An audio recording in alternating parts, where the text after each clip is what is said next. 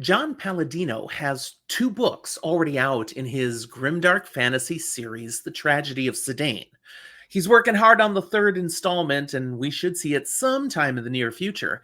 But he did take a little break in his writing to pull together some short stories set in the same world. I had a chance to read it. You can't yet, but it'll be available soon. I've got my thoughts for you on these short stories today.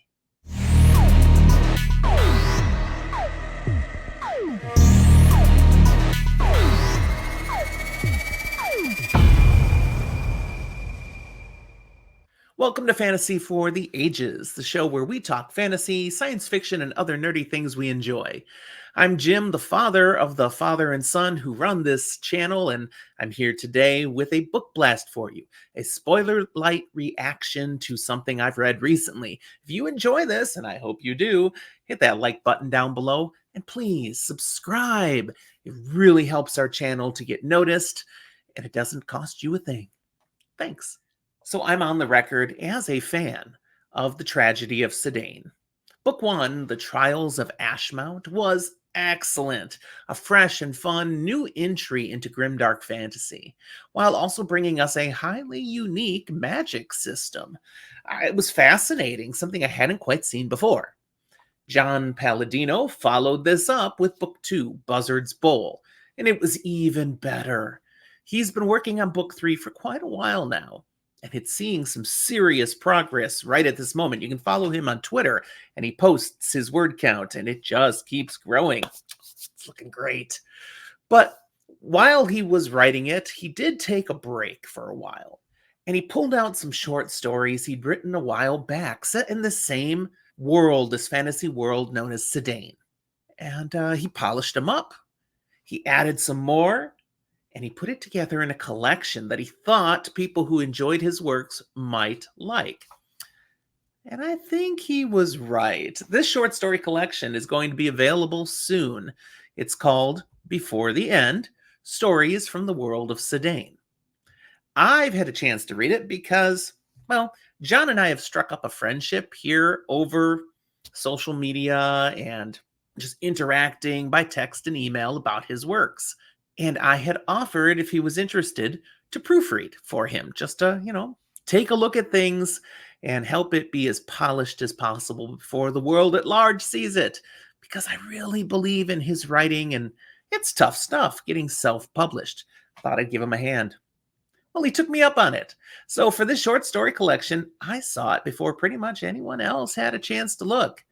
It's really good. My proofreading services, free as they are, also include some editing suggestions. I tend to go all in trying to help an author develop to the fullest potential the work that has come creatively out of his mind. And I'm pleased to say there was very little that I needed to suggest to John here. These stories were pretty polished. They're quite delightful. They give us great backstories on numerous characters that we meet in Book 1 of the series, The Trials of Ashmount. But these short stories are written in a way that you could actually go into them blind, not having read any of the previous two books, and still fully enjoy them. Reading The Trials of Ashmount first does allow you to recognize the characters. Oh yeah, that one. Oh, that one. That's cool. But getting the plots of the short stories is not dependent on The Trials of Ashmount as a prerequisite. But read that book anyway. I'm serious. It's quite delightful. In the short story collection, you'll find 11 unique stories of varying lengths. They do not tie one into another. Each is a standalone little story. Hands down, I thought they were all solidly written. I've got favorites. My favorites would probably be, assuming he's kept the same order when he gets to publication, the third one, called The Saint of Ravane, and the final one, absolutely the final one, A Tale of Two Twins. That last story was so good that I had to go back and reread the second half of the story again with a critical proofreading eye, because I'd got so caught up in the story, I forgot to pay attention to things like punctuation and spelling. I had no idea what I might have missed. It was just so good, and I'm sucking the story down. When that happens with any sort of speculative fiction, that's a great sign.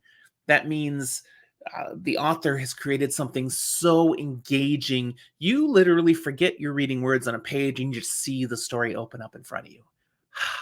That's an escape, man. That's part of why we read. I'm not sure how long you'll still have to wait, but I know publication is close. I know the cover art has been ordered, and things are really coming together to get this into its final packaged form. Keep a watch for it. I'll certainly promote it on my channel when I see it's now available. In the meantime, if you have not read those first two books, what the heck are you waiting for? This is a great time to grab them. They're available in hardcover, paperback, and Kindle version, all easy through Amazon. And in fact, if you have a Kindle Unlimited subscription, you can read them for free. No lose situation there, my friends, and you will not regret giving them your time. So that's what I have for you today. Before the end. Looking forward to it, but this is the end. Don't forget to like and subscribe. Thanks for watching. We'll talk to you next time.